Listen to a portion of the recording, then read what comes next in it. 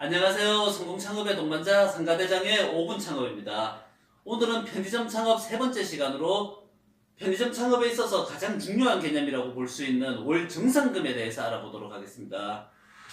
보통 편의점을 이제 준비하시는 사장님들께서 이제 인터넷이라든지 전화로 부동산 또는 창업회사에 연락을 취하게 되시면은 여기는 일매출이 어떻게 된다, 어떤 매장은 뭐 일매출이 어떻게 된다, 이런 식으로 일매출을 강조하시는 것을 듣게 되실 겁니다. 하지만 편의점 창업에 있어서 진정한 프로는 일매출을 강조하지 않고 월 정산금을 강조를 합니다.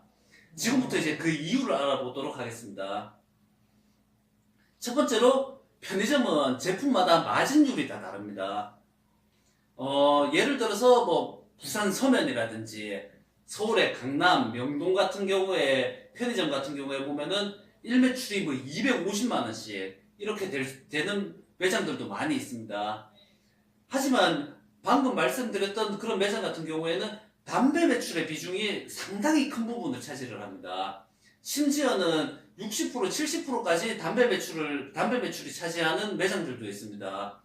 하지만 담배의 마진율은 10%가 채 안 됩니다. 따라서 일매출 250만 원이라는 그런 말에 현혹돼서 큰 권리금을 주고 계약을 하시게 되면 그런 매장 같은 경우에는 월세도 비싸기 때문에 결국에는 잣대고 포대고 나면은 몸은 정말 힘든데 과연 내가 누굴 위해서 일을 하는 건지 의문점이 들 때가 많이 있습니다. 그리고 편의점은 본사와 수익 배분이 매장마다 다 다릅니다.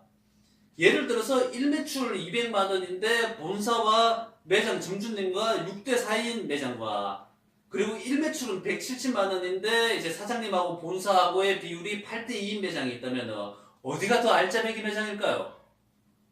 물론 이것도 정답은 모릅니다. 아까처럼 제품 마진비라든지 이런 것들을 전부 정확하게 따져봐야지 알 수가 있는 부분입니다. 하지만 아까 앞서 말씀드렸던 이런 두 가지 사례만 보더라도 일매출이라는 게 얼마나 허구적인 개념인지 아시게 될 것입니다.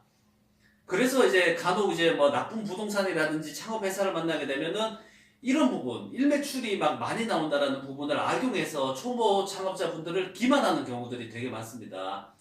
중요한 점은 월 정산금입니다. 월 정산금이 얼마다라는 걸 알게 되면은 거기에서 월세를 빼고 공과금을 빼고 그리고 이제 공과금도 이제 거기서 이제 뭐 본사와의 이제 비율이 있습니다. 그런 비율을 빼고 그리고 내가 이 매장에서 얼마만큼 내가 일을 할 것인지 이런 게 알게가 되면은 그거를 뺀 나머지 인건비가 자동적으로 계산이 됩니다.